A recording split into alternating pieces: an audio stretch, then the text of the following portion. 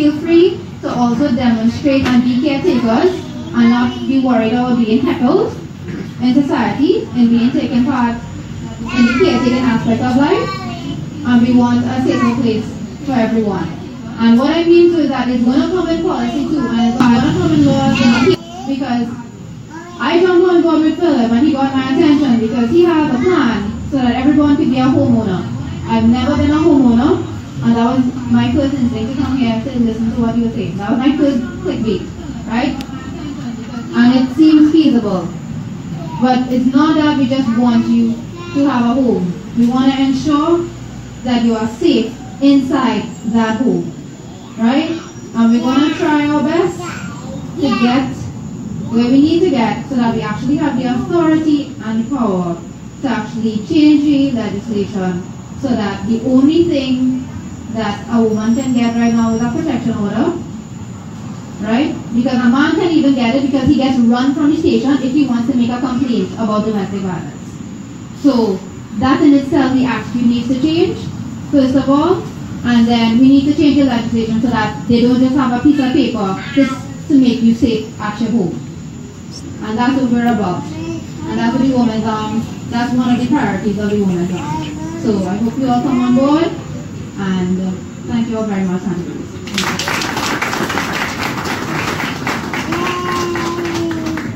Sarah Nabi, yes, Women's Arm Rep.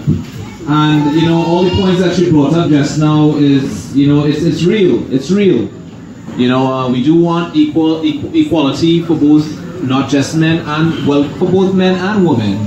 You know, there's a lot of things that needs to be addressed, period. You know, we have a very deficient society, we have a very deficient law system, we have a very deficient governance system. Just everything across the board is deficient. We just need to, like, I love Philip when he says, undo and redo. Undo and redo, from scratch. From scratch, let us pick through everything with a fine-tooth comb and make sense from all the nonsense for everyone. Let it be understandable for every citizen. Let everyone have actual rights, real rights. Let the police work, let the fire service work, let the health system work, let everything work. We are in the position of making that happen. It's not impossible. It is not impossible. If any one of you have your own business, the business is working, isn't it? You ensure as an individual having that investment there that it works. Even in the environment that we have posed to us, we still do what is necessary to ensure that it works.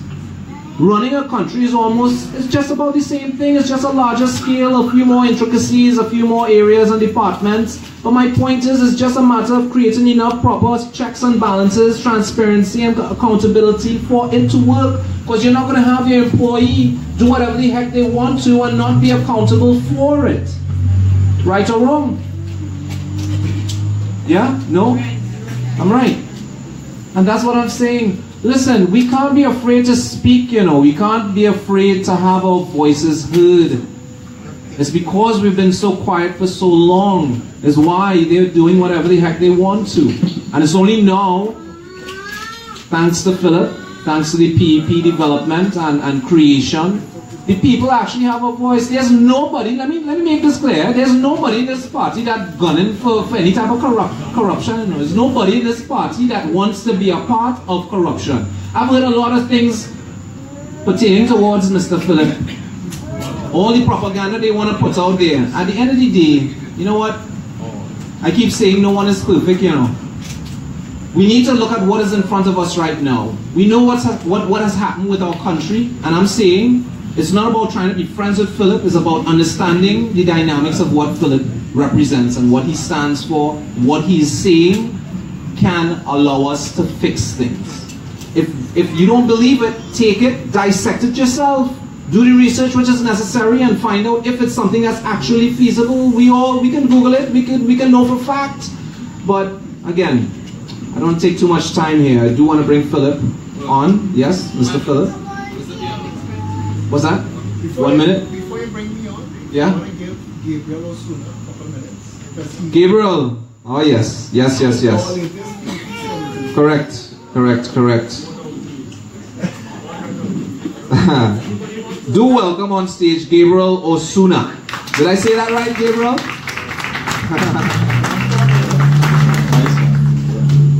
Good night, ladies and gentlemen. Before I begin, anybody lost big wad of cash with a rubber band on it? Anybody? Check till I find you out. Anyhow, all fun and kicks aside, I have a few questions for you all tonight that has been bothering me for some time now. It's funny that the government of the day and the government of the days before never took time out to understand what the people want, what the people need. You understand? And I think the reasons clearly for that is because they don't care about the people. Basically, as far as your vote is concerned, they need that vote. But as they get into office, to hell with you. You understand? How many of you all here, and answer me here when I ask you, have gone to the hospital and had to turn back? How many of you have had relatives fall sick and probably died because of the healthcare system in this country? How many of you sit in traffic while the who's who pass with their sirens on and the blue lights flashing? But you are the people, right? And you all paying taxes for they to drive up and down in a nice car, right? For them to sit and have what it is, a sirloin steak. I don't eat meat, so I lost. But the reality of the situation is for years we have been taking and working hard and getting nothing for it. Nothing for it. You work hard and you work so hard when the month comes that you just have enough money to make it to month end. To not be broke. And in some cases you just have enough to be broke. That is how we have been living in Trinidad for the longest while. And that stops right here. It's up to each and every one of you to decide that you had enough, because enough is enough. I had enough. This week I call out Mr. Rowley because you know what? He came to Point 14 and he was disgusted. He came to the people and he sat on his high horse and he spoke down to the people. And Point 14 people decided, here's what, we have issues and you need to fix that. You need to address our issues. And he treated the people with scorn. Not on my watch, Mr. Rowley. Not so, Mr. Prime Minister. At the end of the day, you are our employee. We have employed you. We pay you when the month comes. We pay taxes. We do without so you could have, because you have to pay taxes. And I am saying to you, if you all didn't wake up by now, you all are sleeping giants and you all are not going to ever wake up. Because when you see what happened between with the sea bridge between Tobago, the air bridge and the sea bridge, how many of you have tried to go to Tobago for the Easter and haven't gotten there? How many of you have gone to the airport and when you see the amount of people, they just turn back? That shouldn't be so. And on that Progressive Empowerment Party, we are going to fix that. We are going to fix that. Whatever it takes. I told Philip, I said, Philip, an idiot could run this country. All he needs is a computer and a pencil. And you know what the pencil is for? To write down notes. All you have to do, best sport in the world, Google that.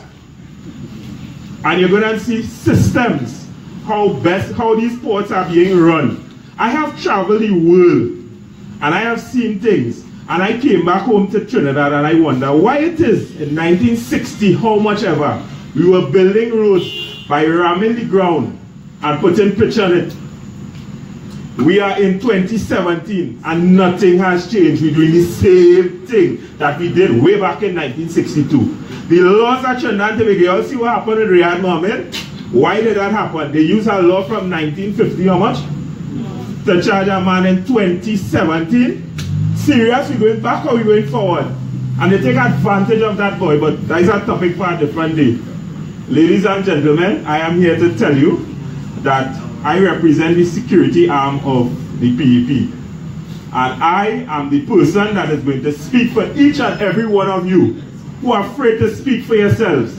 I am the person that is going to hear what you have to say and say it in a way that the public knows and the public is aware of your needs. The public is aware of exactly what your requirements are, each and every person. I am going to be that voice, right, that speaks to these people and speaks for the persons who cannot speak for themselves. I have always wanted to be a servant. As a child, growing up, I always had a desire to serve. I never liked politics, because as far as I know, politicians is thieves. Yeah. I remember a story about some politicians in a plane. I think Eric Williams was one of them. Something so, I don't know. And before, I think he said he wanted to please 100 people in Trinidad. So they say that I throw out $100 single dollars. He was asking for change. The people in the plane, so why enter yourself on the plane and make everybody happy? I remember my father told me that growing up. So anyway, I am here to say, ladies and gentlemen, that all is not lost. The ship is sinking. Trinidad is on fire. And you all need to act now. You all need to stand up now. You all need to stand up in your communities and be that person that makes that change. The longest journey begins with the first step, my friends. And Rome wasn't built in a day, but Trinidad is falling apart very quickly. And we have to do some rebuilding now, quick, fast, and in a hurry. So we need each and every person to be on board. We need you all to do whatever it is you do to fix this. We have to fix this. Every single one of you, we need your support, right? And whatever you do, whatever you specialize in, everyone has a gift, right? And you alone would have your gift. There are people with similar gifts, but there are gifts exclusive to each and every person. My gift, I could talk. Philip gift is he could talk to. So, let me hand over the mic to Anthony so he can hand it over to Philip. Good night, ladies and gentlemen. Yes, give him a round of applause. Good round of applause there. Definitely, definitely. And again, it's a lot of sense. A lot of sense. So you know what to do? Vote them out. That's the mission. Vote them out. Simple. You want to fix it? Vote them out. Out, out, out, out. Finito. Done. If you want it the same way, keep them with us, but if you want change, vote them out. You ready for them, Philip? Your vote will decide aye, aye, aye. our destiny. Your vote will decide what you want to be. Your vote can foretell our country's fate. But use it well before it's too late. If it is that who you're voting, better on the go. When you're voting, vote them out. Vote them out. Yeah. If it is the prove it, Santa Cruz. pull them out. Let me hear ya. When you're voting, vote them out. Let me start a round of applause. If it is the time is now, then change should come about. Just as some Take the paper. them in, vote them out.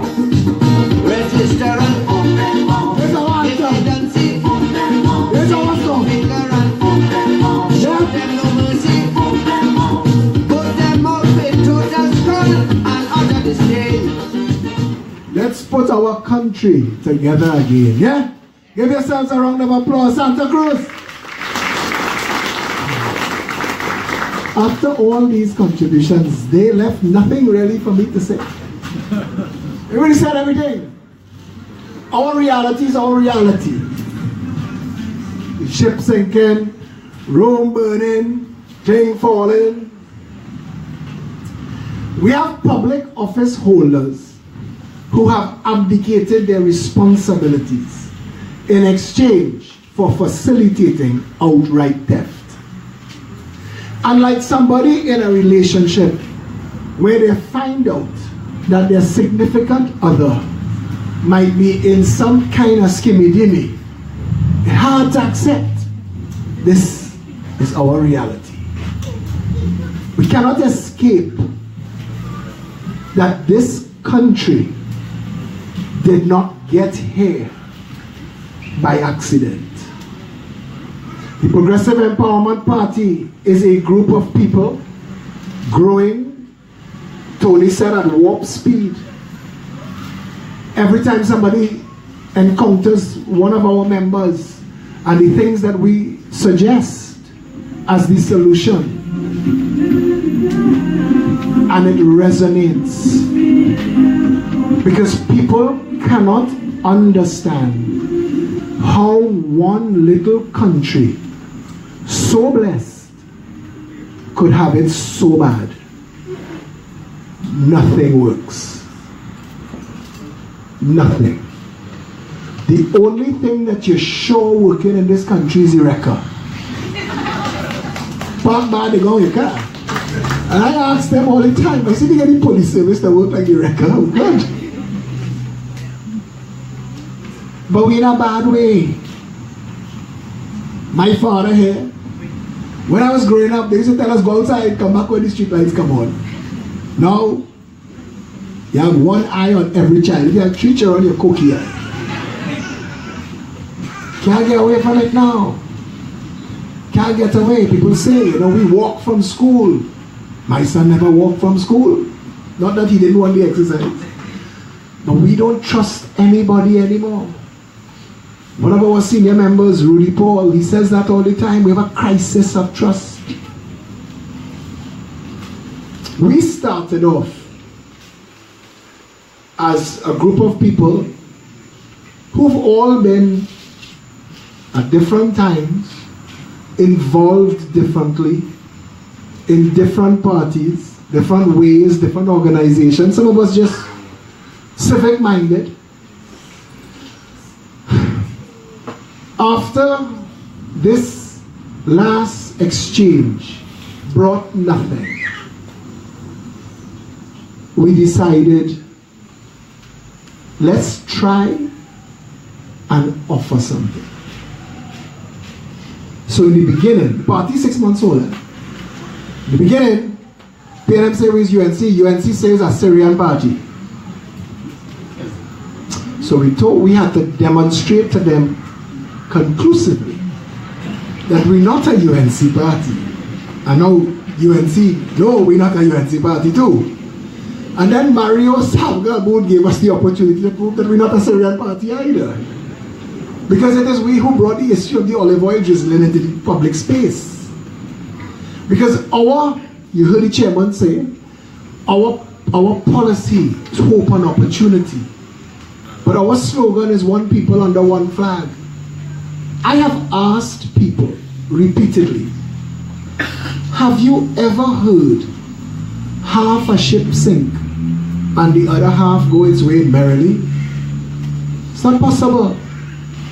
And yet, these two corrupt, cancerous tribal parties have convinced the people of Trinidad and Tobago that as long as one side happy, the country could be good. And that could never work.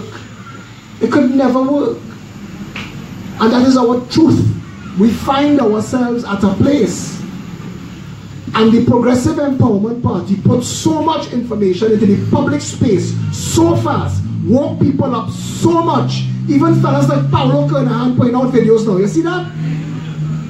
White people, black people, red people, green people. I open my Facebook, I see a new person video. I say, but yes, the people wake up. The people wake up so much that Rowley thought he went down in his safe seat, going in a PNM die hard. And they scream. They scream who they allowed to come. And all of them who they allowed to come there cocked and waiting for it. Open that mic, brother. Open that mic. The gentleman who walked with that bottle of mud water, he's my hero. He's my hero. Can he bring a prop? and the team outfitted me with props because you all know I like my little industrial language. And I no longer allowed it, so they gave me props. But this guy walked with a prop. And person after person said to the Prime Minister, sir, in their own way, save the talk now. Save the foolishness. Mess with that. What do you tell them? don't come here and tell us that falling on we back is rain. We know that not rain. And the Progressive Empowerment Party has woken people up at such a clip. The Congress and the people are all wake up. They call an election. The election fall apart. And they was going to try it. I know a man put $50 million in the Congress and the people. Go, let's take over. It collapsed. You know why? Even though the media published one set of foolishness coming out of the COP, this one fighting, that one suing, that one, this one don't belong in the party anymore, the public ignored it. I showed our meeting today. The Prime Minister put out a release, and on social media, he got 2 comments, 15 likes and 7 shares. If I was the Prime Minister, and my popularity was that low, I'd have resigned today. That means, Mr. Prime Minister, nobody cares what you have to say. The power structure is panicking. They are seeing that the people not buying the pre-packaged go bar. They're not taking the foolishness anymore. They're asking questions. When the Minister of National Security said on January the 16th that 57 of our women were trafficked, normally the copy and paste media would write that down. 57 trafficked. But we asked, who are they? How you know? Where are they? Where's the evidence? What are you doing to bring them back? What are you doing to stop it from happening again? And they don't know how to deal with that. The man, Prime Minister again, he tell you, 30,000 guns in the country. Social media asking, how you know? If they're illegal and they were smuggled in, how do you know how many guns are here? How? Who did the stock check? And then you tell them it's $100 million. How you know the value? Like you watch the guns, Mr. Prime Minister, and they can't handle that. So they're starting to panic. They realize they're falling apart. Kamala and Ruda, nobody ain't taking them on. They can't get no, they're doing live videos, Monday night forum, Tuesday night dinner, nobody ain't taking them on. Keith Rowley sent a mass message, Kamala, let me meet. Kamala said, sure. They know when, they know where, and they know why. So social media ask him, what are you meeting for? Because if you don't have a date, a time, and an agenda, that is not a meeting. That's a line. That's what Keith was saying. Kamala, let me line. The Progressive Empowerment Party is the party that has come to bring light to the conversation. We're not running for nothing. So the sycophants don't know how to deal with us. Because we've not said yet that we're interested in any public office. We're not interested in a contract. We're not interested in blue lights. We don't want a shortcut. We're not asking for anything, you know. All we're doing is telling you, Mr. Man, Miss Woman, this is your job. Do the job or fire yourself. That's what we're here to say. There are 1.3 million people in this country, and there are many people better suited to the position than these bungling clowns in the parliament. I am not here to take up too much of your time. But when we tell them, steal the idea, it's because we want a better Trinidad and Tobago. We don't really care who do it, you know. Do the job. When you go in KFC to buy your chicken and chips, you have no investment in who packed the box. You're going for chicken, yes? So, well, not you, but you went for fish? No, but you want service from your elected officials. That's what we're looking for. We're looking for the Prime Minister to do his job. We're looking for the leader of the opposition to do hers. And if they can't do it, we're looking for people who can. So let's talk issues quickly, because these are the ideas that we tell them to steal. We said the education system has failed. We have 6 prestige schools in the country and 18,000 students also ran. That cannot continue.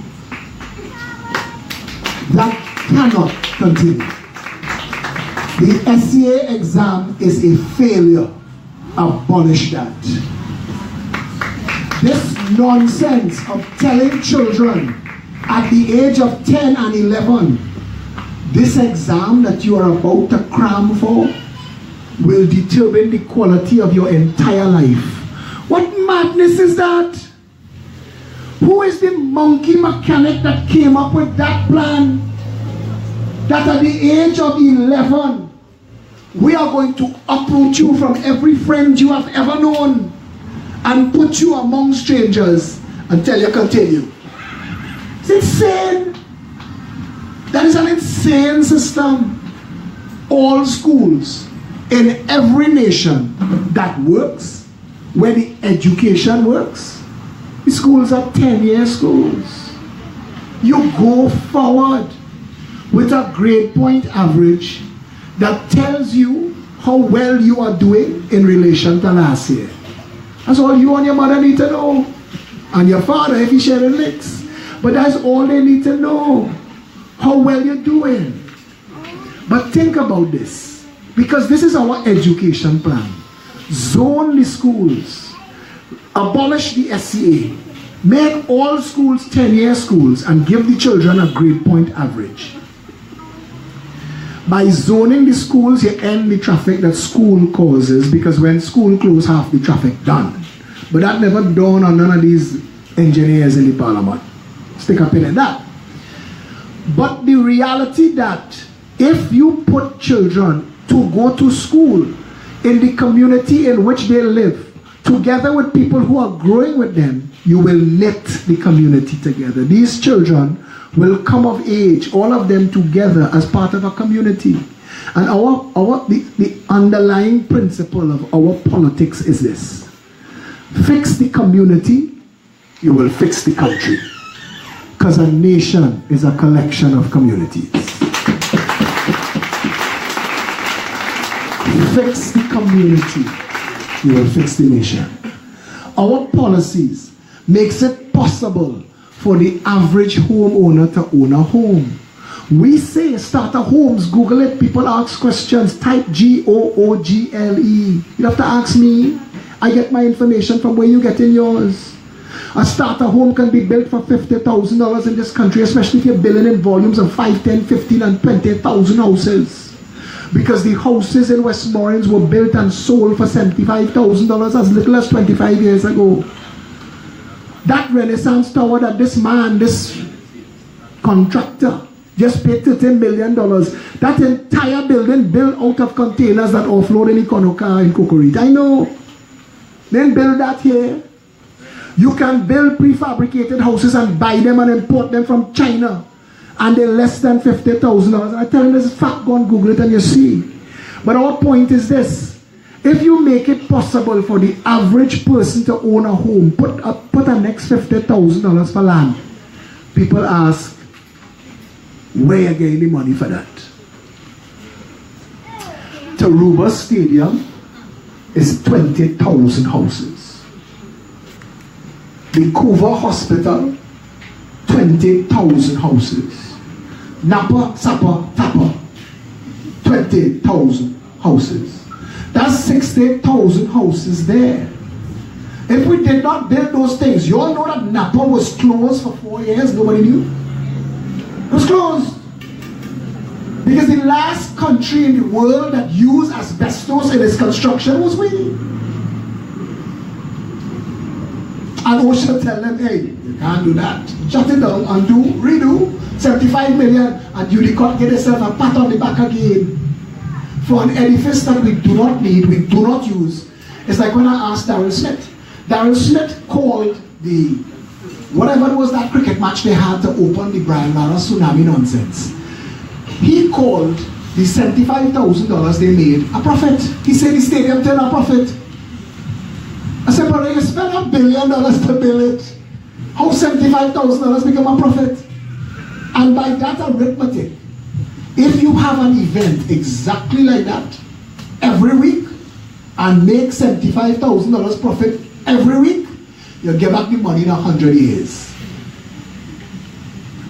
This is the nonsense that has passed for governance in a country where the people have been dumbed down and left misunderstanding their role. And the Progressive Empowerment Party comes to tell you that the Constitution of the Republic of Trinidad and Tobago recognizes the people of this country first. Long before it recognized President, Prime Minister and police, it recognizes the people first. And we plan to go back to the Constitution, undo and redo Trinidad and Tobago. Because that is what we do. Everything broken. This is a nation that paid $2 million for a fire truck and spent $6 million to pull it out of the ditch. That's not stupidity. That is brilliance. That is brilliant. You're laughing. If you could get to the point where you could convince people to give you $6 million to pull a fire engine out of a ditch, you should get an award. You should get an award. That's not stupid, that's bright. I wish I was so bright. I watch a man build a mall on a piece of land in San Fernando that he get from the States for chicken feed and then rent it back to the state to run a boulevard through it for big money. I wish I write so. This is our truth. This is our reality. You have, somebody asked earlier, anybody ever went to the hospital and came away saying that was a wonderful experience? Not a living soul. Nobody has ever. Can you think of one thing besides the record that works? Nothing. Nothing. Trinidad and Tobago is broken, it's spoiled, it's mashed up. And the people that have mashed it up, the PNM and the UNC, they're looking to have a meeting to talk about what? What you could do now that you couldn't do before when you all was burning with money. $3 trillion is the estimate that passed through this country that we will never see again unless you elect the Progressive Empowerment Party to government so that we could go after these bandits and bring our money back. I want to be in the party that forms the government that locks up prime ministers, hang bankers. I'm not joking, you know, because all the murder that taken place in this country follow the money. I tell people all the time, we proposed the Maritime security wall. We didn't invent it, but we proposed that we do it immediately. And the United States of America has volunteered and they said so publicly. We will shut your borders down for you. Nothing comes in without stop and search. Why are we not doing that?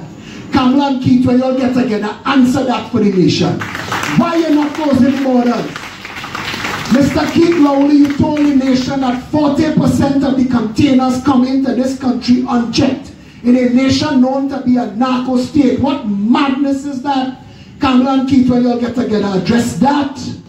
Because the PEP, in simple maths, you want a crime plan, the Maritime security wall, unstuff the containers on the port. End of sketch. Unstuff every container on the port. No scanning, no open and check. Unstuff it. So we will see who bring it, marijuana in the chicken, cocaine in the washing machine, and guns in the dog food. We will see. Immediately, two things will happen. The drug laws will get the antsy, of course. But all the businesses that are not genuine businesses, that are fronts for money laundering of cocaine enterprise, they will collapse. And you will see that. There are people who go into business in this country and close down because they are competitors selling the same thing they make it or they imported for less than the price they imported it for. and they're retailing it for that, and they don't understand how that could happen. I can tell you, that's money laundering. Trinidadians waking up. Time to start to ask the questions. Don't ask how the $600 million worth of cocaine reached Norfolk, Virginia. Ask how it reached inside Trinidad in the first place. Who let the cocaine pass? This is a nation that is rumored to be a narco-trafficking hub.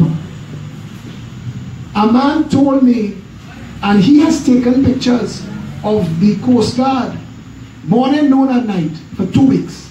Not a boat move. Not a boat move. And he tells me there are 30 boats estimated pass between Venezuela and Trinidad every night. Now, if I know that, how the commissioner of police don't know that? If I know that, how the 3 ministers of national security don't know that? Or the commander of the Coast Guard? Or Dr. Keith Rowley, who is the chairman of the National Security Council? Because it comes back down to this, you know. Crime is not these little fellas that we see on Ian Allen running inside people's place and sticking a gun in their face. That is not the real crime in this country. You know. The real crime in this country is that they had no other choice but that in a country that spends $60 billion a year. Now you tell me how these little boys and girls, Morva, Beatam, Lavantil and Silots, how they're supposed to survive in a nation where they can't get work, they can't get proper education, they can't get up, they will never own a home. If they get a job, it's a hustle. Tell me how that is supposed to end up as a proper functioning nation. You see there's madness going on in Trinidad and Tobago. We need to flip that script. The Progressive Empowerment Party comes to tell you, we have a police precinct model, a regional health authority model, a local government model, and 41 electoral constituencies. All 4 of those models do not match. Who planned that? Who planned that?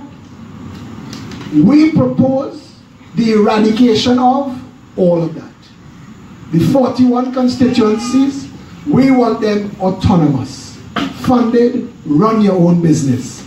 Each constituency with a board of supervisors, a supervisor for health, for education, for public works, for public utilities and security. That board in each constituency will determine the quality of work that takes place where you live, at the level of where you live. And all of a sudden, no more one-man ministers of works making one-man contractors overnight billionaires. That's done. That's done. So the supervisor of public works will be mandated to make sure that all work done in your constituency are done by contractors from your constituency. So we will drill the money back down to the people. No more Calco and SIS and Northern Construction and whoever in power, they get all the work. You ever notice that? When a certain party in power, Julius Army wants it after bill, he billing it. After done. We need to make sure that everybody gets a piece of the pie. We need to make sure that it is possible for every single person in this country to get access to a proper education, to come out of school and have access to a proper job, that you could own a home and raise your family and send them to a proper school, that healthcare is within minutes of you in case of an emergency. We propose 41 regional constituency health centers, each operating 24 hours a day, accident and emergency with minor surgery suite. All of a sudden, if you trip and fall in Blanchishes, you're not trying to find your way to General Hospital. There will be a place for you in close relation to you. All of a sudden, the nation will start to work. These plans and these policies to decentralize government, to go into Parliament on our first day and bring recall legislation so that we and any other politician and any other public office holder elected that fails to deliver on their promise could be fired. That's what you need. He only put in his overnight agenda to Kamala. He wanted to talk about campaign finance reform. He didn't say what he meant. But the chairman of the Elections and Boundaries Commission could tell him it exists 20 years now. $100,000 the budgeted spend per constituency. If you cross it by $1, you're disqualified. So you have no interest in cheating, because if you cheat, you lose the opportunity. That is campaign finance reform. It exists. Sign it into law today. The Parliament, I was going to walk tonight to show you all. The Trinidad and Tobago Police Service exists because of a law. Parliament has all of the power. Parliament has all of the authority. Parliament can make the judiciary work, it can make the courts work, it can make the police service work, it can make healthcare work. If Parliament wanted that to be so, we need to tell Parliament we want it so. And if they don't understand that, then we must vote them out and vote a government into power that will properly represent the people. Yes? And all of you. Thanks a lot for coming.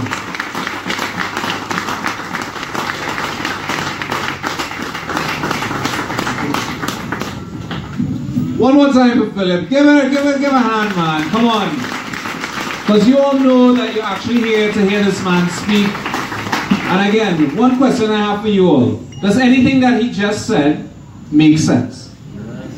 I'm not hearing you, you know. Yes. This is what we're talking about. We need determination. We need to really believe. It's within our power. We have it right in front of us. And again, I'm not trying to be Philip's friend. And I don't think any of you should try to be Philip's friend. The point of the matter, the man is bringing a blueprint to the table that makes sense. How hard is it for us to simply make it happen? It's up to us. Us. Each one of us, not me, not just you, not just Philip. Every last one of us. It's in our best interest, in our children's best interest, and for the future children and generations to come. It's in their best interest. We sit down, we look at the news, we look at the world out there. It's in total chaos. Total chaos. We see what's happening around the world. A lot of people talking about, oh, World War III might come soon, North Korea doing this, Syria doing that, America doing whatever. I mean, it's madness. It's honest. It's just plain madness. We have an environment that we can have control. Controlled by us, the people, not by a selected few, not by, as they want to call it, what is it? The 1% elite? No.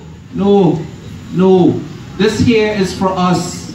For us. We are the generations from down the road. We are the generations from the grandparents and great-great-grandparents that came from India, that came from Africa, that simply came here. My point is whether we came with the Spaniards, the English, the French, as Africans or Indians, the point of the matter is this piece of real estate is ours. This is where we call home. This is where we were born, and our best interests for not just ourselves, but for the generations to come. It's about us. The people, that's the bottom line. So, yeah? What do you need? Open mic? Yes. Open mic. We're going to have open mic. So, anybody having questions, any concerns, anything that you want to have explained, or if you just want to vent your feelings and your thoughts as to what you've gone through in whichever sec or period of time, feel free. Hold the mic. Raise your hand. Anyone? Anyone? Don't be shy. This is all about you. Right over here. Let me hear you. Is it on? Philip, this one's to you. Come, you ain't going yet. Come. It's a hot, sorry. Philip, do you have the Panama Papers? Yes, do you? Okay, hold them and close to the election, bust it, right? Absolutely. Good. Promise you that. Okay, 1 second. There's a key. We found a key on the back of a van here. I don't know who's the owner of the car keys. So we'll put it up in front here. Please come forward. Got your keys? Is it you? Yeah? Anyone else? Questions? Anybody want to vent their feelings? They have anything to say? Yeah? Right over here. Yeah, it's on. Yes, good evening, ladies and gentlemen. Good evening. The guy who says he's affiliated with security, I have a question for him. Come. We have president and a prime minister of this country that had a meeting in the president's home, and I was wondering how one of the biggest gangsters ended up standing next to our president and our prime minister, and the minister of national security was not fired. We had the same question. You know why? When the corrupt financiers are interlocked with gang leaders, things like that can happen. That is not going to happen under the Progressive Empowerment Party. So in other words, that picture we saw there was in reality a picture. Yeah, that was a Photoshop. That picture of bandits there then? Yes, clearly, just the different dress codes. And my other concern too, for the parents here, I'm a parent, I have 3 kids, and it is so, we feel so unsafe now that our children, they go out at night and they don't know if they're coming back home. They find them gutted, parts missing, and you know what, nobody doing nothing about it. Really, we're really in a state. That is my contribution. If we are elected to office, we plan to shut the borders. When we are elected, sorry. One voice. Right? We plan to lock up we can't plan to build the maritime wall, and that will secure our borders. Therefore, the ammunition and the arms will stop coming in. The drugs will stop coming in, and you wouldn't have to worry about your children going out at night, my friend. Have a good night. Well, that was a really good, I like that. And again, it comes down to the home, you know, because we had a time when we had an entire family unit in the home, whether it was usually, because I remember growing up, my grandparents was around, my aunties, my uncles, you know, they were mommy and daddy. We're in a time now where, unfortunately, society has gotten so broken, the home has gotten so broken. We have a lot of single parent environments, whether the kids are with the father or the kids are with the mother. There's no grandmother or grandfather around. There aren't those family units to give that sort of influence to our young people. So basically, you have a parent working 2 jobs, and a child coming home from school, nobody to give them guidance, doing whatever the heck they want to, and it's just that type of cycle. Now again, what Philip is proposing, again, we put the emphasis on the community, we put it on the constituency, we give the power to them, we try to fix that, we make things easier as far as where school is concerned, where he said, you know, you zone the schools, make it, what is it, 10-year schools, yeah? 10-year schools, which makes sense. Makes sense. Have the children grow up in the community, grow up with the students and other friends that they have, instead of taking them, Philip had mentioned, what is it? Transient citizens, because we pass through areas. For example, again, we do school for a couple of years in our hometown, then we are shipped off, whether it be living in Arima, we go to school in Port of Spain or South, or you know, these type of things, which just does not make sense. It does not. It does not. It does not. Now again, anybody else? Yeah, let me hear you. I had a good night, everybody. Good night. I had an experience. A personal experience. I went to Imbut a few years ago when Kenya was in power, before the PEP party. About the road where I live. And it was 3 occasions, and three of us went living along the road. And we sat in front of Imbut, and the first time we tell him the problem we had with the road, he said, okay, you check it out. The second time we went, he said, you're working on it. The third time, he said, well, okay, we had a survey done, we got quotations, and we got the money approved, and the work is going to start in 4 months. I think that here wrong. It could have been 4 years, but then more than 4 years gone. I think it's about 8 or 9 years gone. And then he came out by me campaigning, walked through my garden bed, smiling. I hope I have your vote. I said, vote? I say, vote. I'd rather vote for a vagrant than vote for you. I say, you forget I sit down in front of you and you tell me 4 to 6 months, and after that, I couldn't see him again. Eh? What you calling about, sir? I say, I call him about you. And you spoke to him about it already? Yes. Well, then you have to deal with the man underneath him. I say, okay. After that, I give up on anything. I decided we fixed the road ourselves, by the way. We got oil sand and patrols, and the community came together and we fixed the road. And we take a hell of it. But that's not the solution. After that, I just kind of stay to myself, deal with what are wrong me. I ain't want nothing from the government. That was my attitude. I didn't use the porn in news. Now we're doing it. But that was one experience. They had a guy in the area too who I link up with, just like Philip, well spoken. He's deceased now. He was murdered. Winston Ferguson is his name. We became very close, and we were working on betterment for the community. In fact, by the North Post radio station, they are supposed to be a heritage site.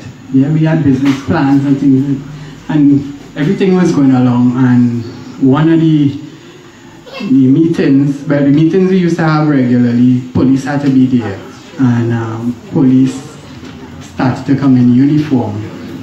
Now the area known for the drugs coming in by us, so people saw that as a threat to probably the business. So he came home one night, they came up behind him, and boom, and that was it. Now I was the only other person from the community with him in those meetings most of the time. So you can imagine my fright. After that, I kind of take a check, and my wife used to watch me like, hey, we're gonna do. But I didn't give up. I tried to keep the committee going, and but it was a little too much, and that crashed. But that fella there, belly, and I see this man is a madman. I tell a fella that I see that he had to be stark raving mad. I see, I'm frightened, but I'm glad somebody talking. I say, nah, I can't sit down and watch this. I can't sit down and watch this. I support you, Philip, and I support the plans which we have. 100%. They can tell me whatever they want. Right? How can I tell him already? He went way back to your school days. The man, I don't know where the man at school, you know. But I took about 3 hours before I responded to him. And he responded to a comment and me continue.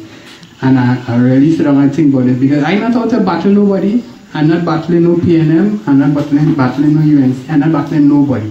All I want is to let people know they have an option. Right? And that's my goal. They have an option. Whether it's possible, it's impossible, nothing is impossible. Alright?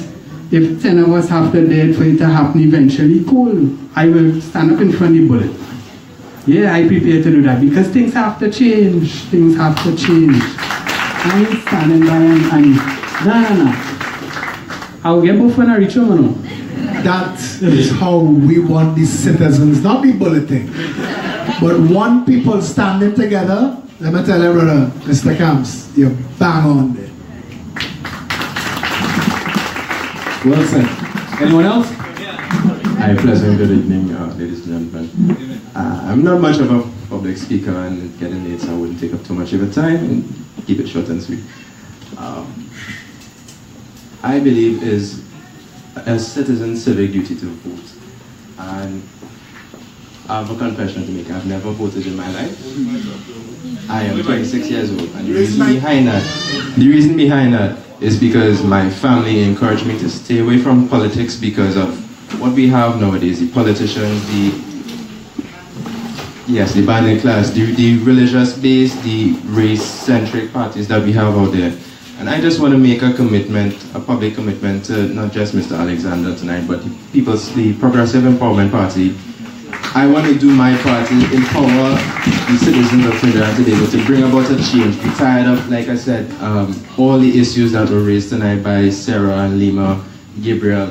I want to stand behind them, and I want to support the party. I am tired. I'm 25, I'm young, but I'm tired of what I'm seeing. I'm tired of seeing other people go through things that they don't need to be going through. We could be in a much better place than we are right now. I just want to make that commitment to the PEP to expect that change in this country. That's my piece. All right, well said, brother. Well said. You have something that you need to say? Good night. Well, I came tonight for the first time, and I came with a plan in mind. This little paper is actually a song I wrote, right? And I had my quattro in the van.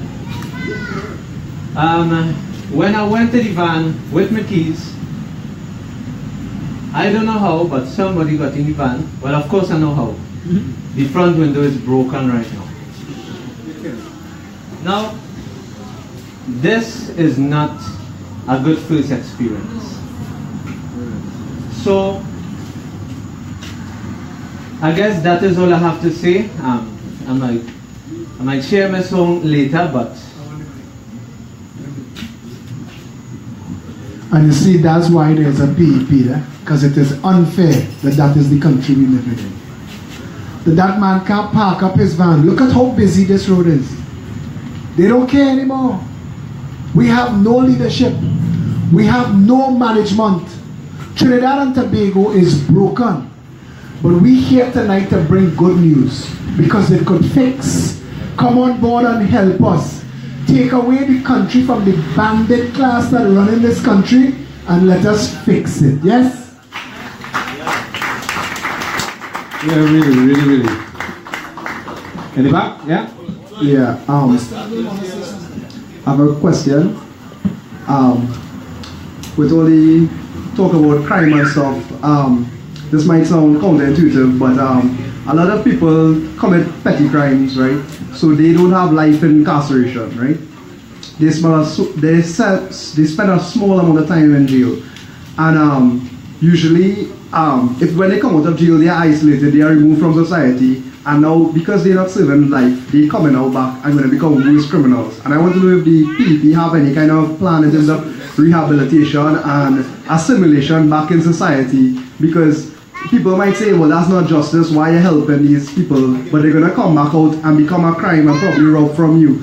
So I want to know if you have any plans for helping people who made a mistake or did some kind of wrongdoing get back, probably like, I don't know if it's like allowing them to learn a trade in jail, but it's a question to the people. Yeah. Beautiful question. Our position is look to the nations that work. The nations that work, jails are closing down. It is not a workable model to punish and beat people. We propose to identify what is broken in the person that has them making this as a choice. Our policy is to turn our jails into universities. We want literacy programs, because 9 times out of 10, 98% of the people in jail can't read. And if you can't read, you cannot advance yourself. And that is because of the education system that is so badly broken that it follows on, and item after item just follows like dominoes. We plan to make sure. I actually had gone to Gary Griffith. People who know that I worked with Gary Griffith as his communications advisor. When Gary became Minister of National Security, I knew him from St. Mary's College. And I went to Gary with a plan called Literacy First. And it was to make law in this country that if you were arrested and charged, the magistrate and the judge, the first thing they should do is send you for a literacy test. And if you went for a CPEP or a URP or a HTC, literacy test. And if you were illiterate, that you had to get yourself functionally literate before you could go forward. Because literacy opens the world to people. And we want to start there. We say that if you are in jail, not for blood crimes, not for rape and murder and treason, not for those crimes, but all the other crimes, if you are in jail for 10, 15, 20 years, because we have people in jail, the case ain't done yet, you know, and they're done in jail for 15 years. And we say that if you learn to read, we will take time off your sentence. If you get your degree, we will take more time off your sentence. If you get your master's or your doctorate, open the door. This is a different person. This is now an educated person. And you send him back in his community, he is a positive ripple and will make change on the ground. That is our policy. Anyone else? Okay. Hi, good night, everyone. I'm a resident from Santa Cruz. I recently moved here within the last 3 to 5 years. I just wanted to raise an issue and if there is a possible solution that might have been thought of. If you look right across there, actually, there is a quarry. You can't see it right now because it's dark, but there have been, ever since I've moved up here, I have noticed that there's been a lot more quarrying occurring. I mean, I know that when you own your land, you know, you might have the right to do, you know, what you want, but there are still regulations, you know, regarding the EMA involved in, you know, the extent to which you can alter the terrain. The reason I brought that up was, well, yeah, I'm not too sure how regulated a lot of these areas are. Also, driving up the road, this is a main thoroughfare to Maracas, and there have also been a lot more rubbish, you know, being thrown out of cars along the way, and you know, I mean, Santa Cruz has been described as lush, beautiful, and you know, I just wanted to raise it as an issue, and if there are also possible solutions to problems like that, environmental issues. Want to answer? Yeah. We have strong environmental policies. Before y'all pass the mic to anybody else, they have that little girl in front here. She's been waiting to ask questions. We have strong environmental policies, and from water policies, we stand for the putting a bounty on this 25 cents at the manufacturing stage that can be redeemed so that the lowest levels of society, the homeless and the indigent, the unemployable, could pick the nation clean and get a reward. It's a win-win-win. We want to look into everything, and that issue that you raised about illegal and unregulated quarrying is a serious issue in this country. And I hope that you are coming on board to add your voice to our environmental policy, because we need you on the team. Yes?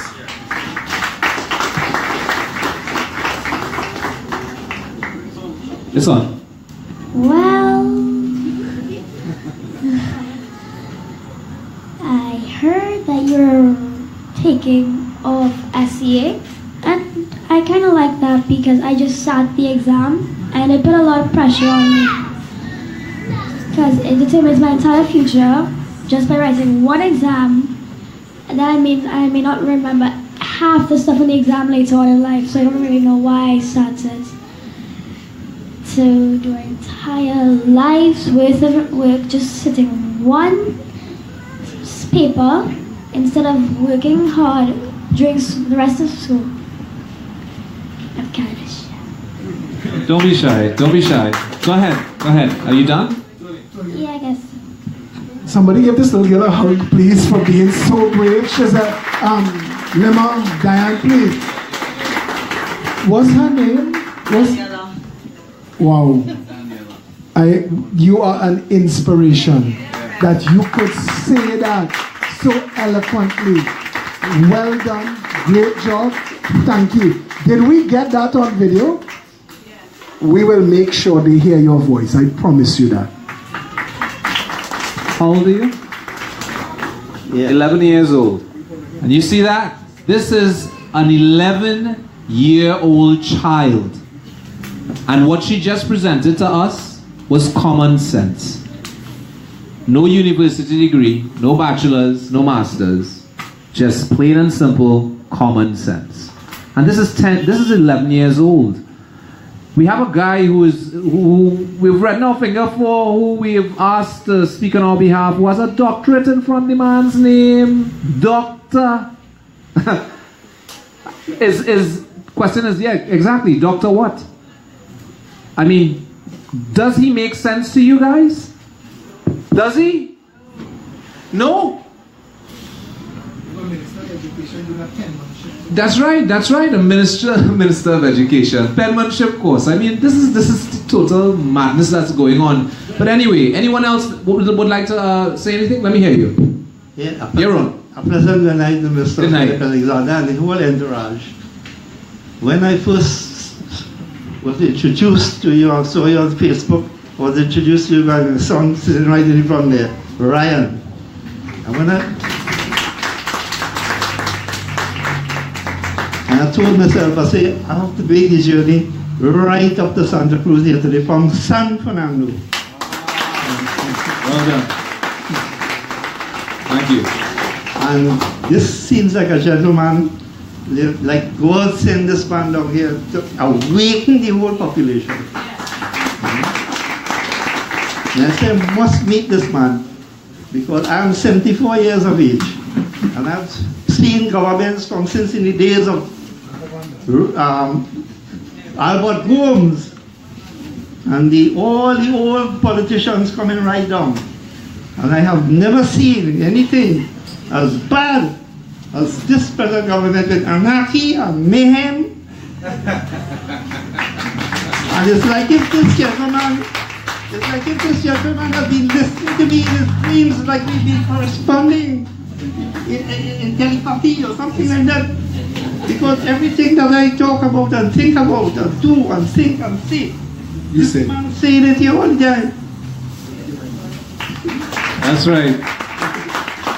You see, 74 and 10, right? Everybody, all ages, everybody. But the trip from San Fernando, though. Today we had a meeting at noon in the office. People came from Tabakit. Listen now. We come in Barrackpore on the 29th. Ryan will bring you there too. Right? Nice. Anyone else?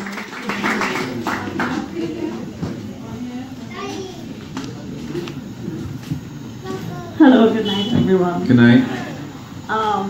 I went to the San Fernando meeting, it was 2 weeks back, right? And Rudy had brought up a very important point. Remember, the Progressive Empowerment Party is gearing to office, and when we get into office, it is our intention to break down systems where people are benefiting from now handsomely, right? And as Rudy said, it could take anybody off the street, pay them a little money to get rid of some of us. Or let us put it in perspective. I can't remember where it was exactly, but Philip had addressed a situation where he had went to some place for lunch with some people, and he noticed a guy in Muslim garb, right? And it got intense, right? What I want to know is, God forbid, something happens to Philip. What is the next step for this party? Very. That's right. That's a good point there. You can't kill an idea. Number one. Well, true. But I understand your point, being that people are here primarily because of the influence that Philip has put into the public domain. A lot of people I've spoken to, they've said they don't want to vote for anybody else but Philip. If you understand what I'm saying. I can answer. Hold on. Let me hear you. Somebody, give that man a mic. I will be on Facebook. And I'll be, I wouldn't say mimicking, but I know what he's preaching. I know what the plans are. I think it gets into me so much now, like as we sleeping in the night, and I'm hearing things in my head. I hear Philip's voice, I hear the ideas, and the wife watching me like, what's going on with you? And I had to kind of understand what you're saying, so I had to kind of take a step back in there and say, hey, maybe I should listen to Philip the next day while I'm working, because I work at home, I self-employed.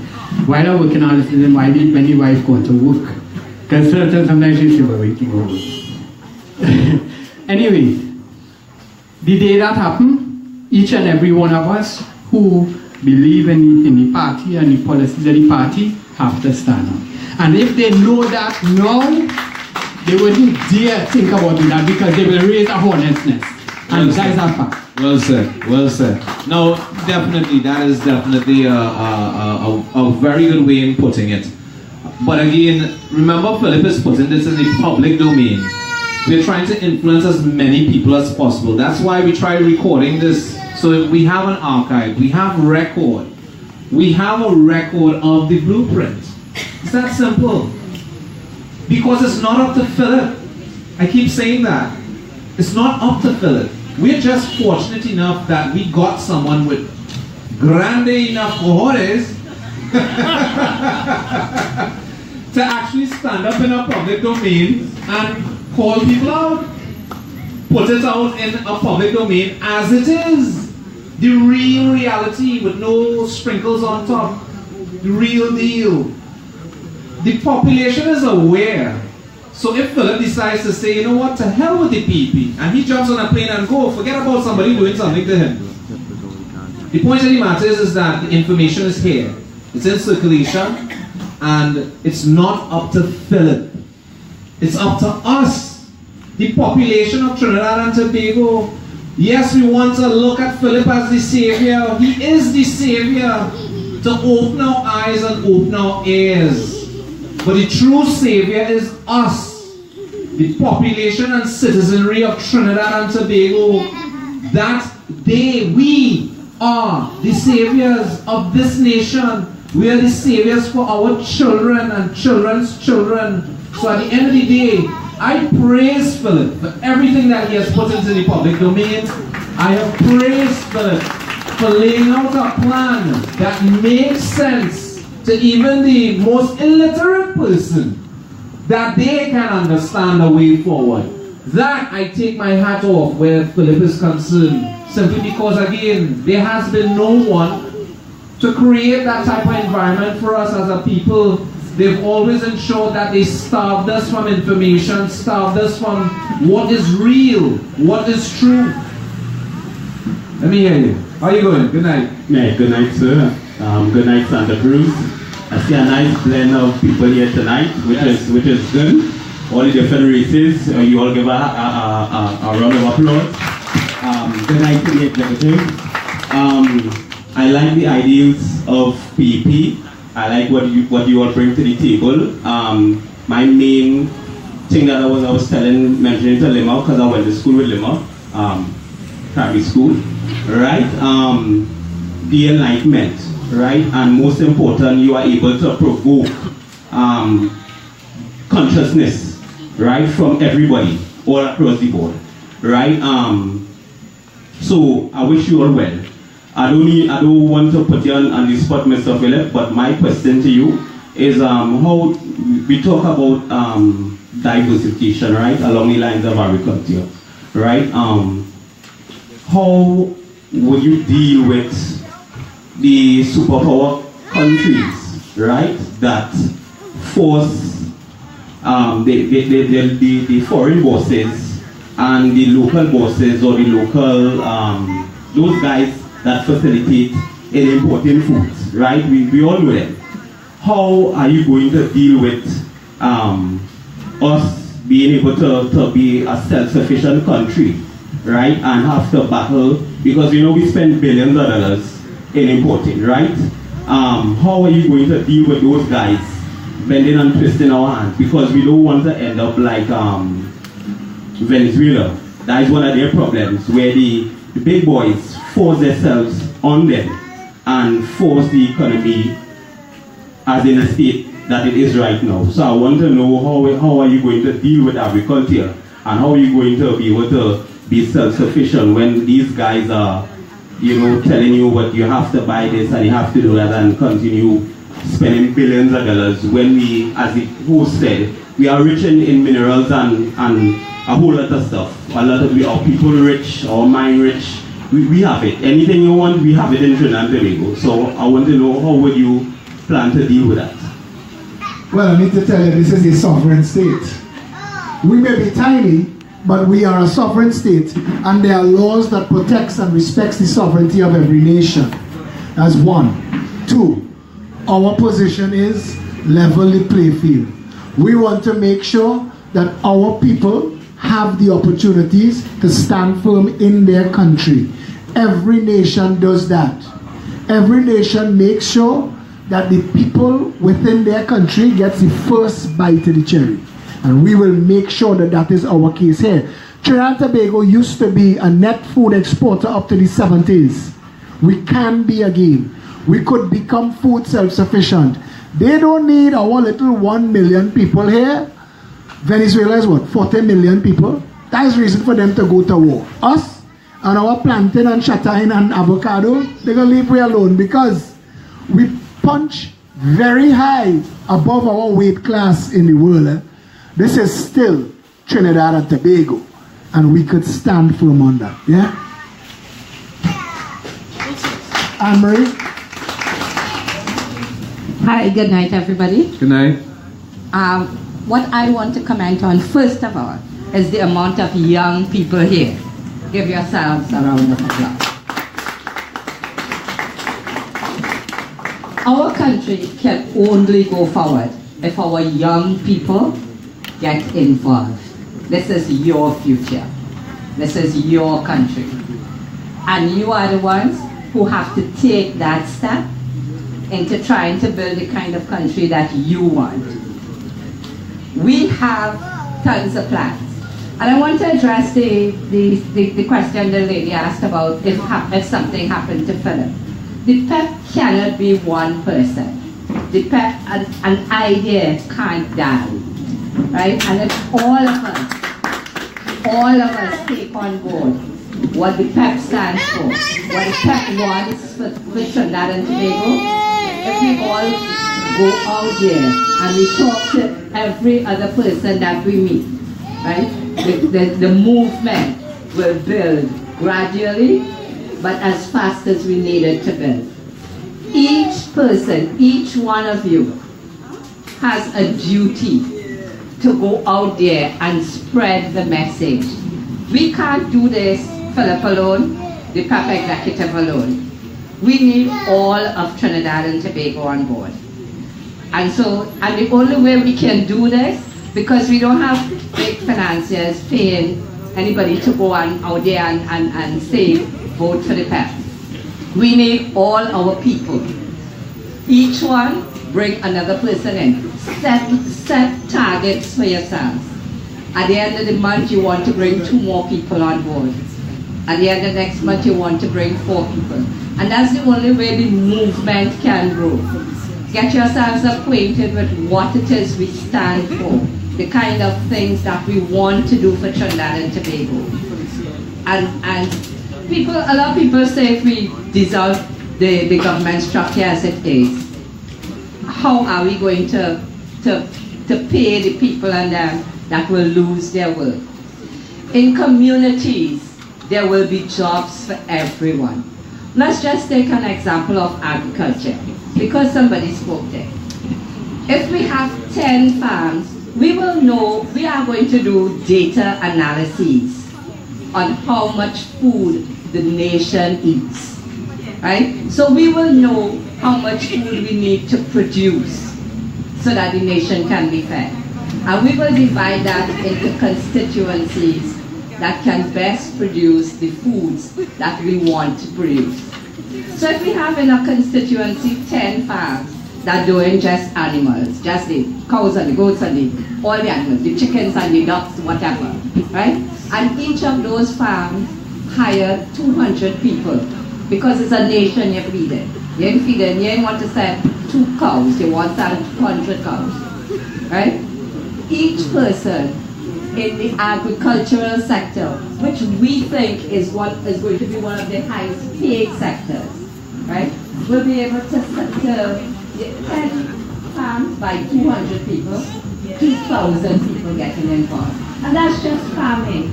We will have the construction sector going, we'll have policemen, we'll have health officials, we'll have government workers, not as big as the public sector is right now, but we will have in the community.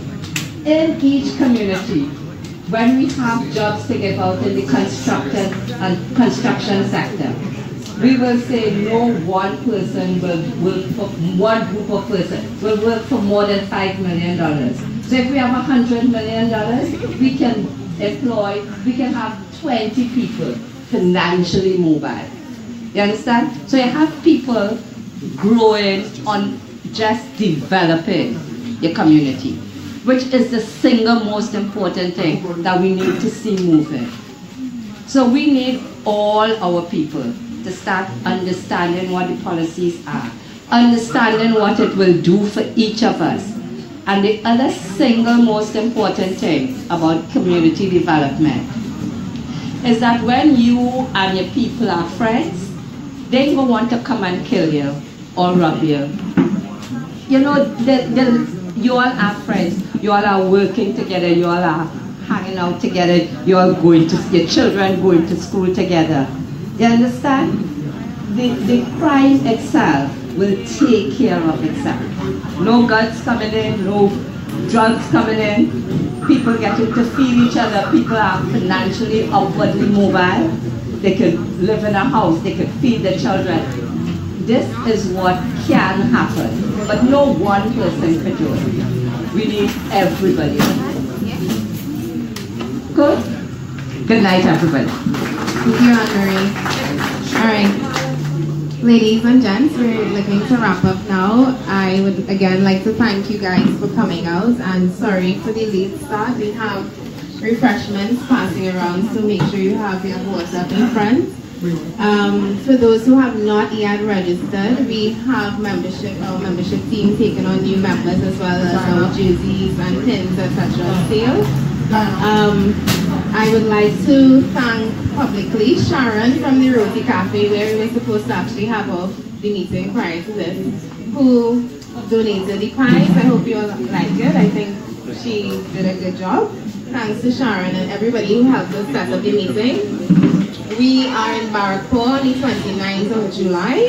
So for those who have been hopping around on the PEP caravan, I welcome you to join us then. And again, thank you for coming out, and we look forward to interacting with all of you. Good night.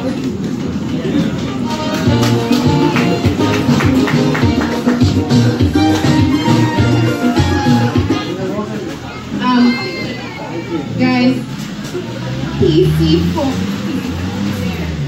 PCU 1187 and TBU 1572. If you can just move your vehicles because it's blocking someone from exiting. Thank you. One more thing, the gentleman whose car was broken into, we got a member of our executive pledged $2,000 towards fixing his gas. So, that's the PEP way. You guys want to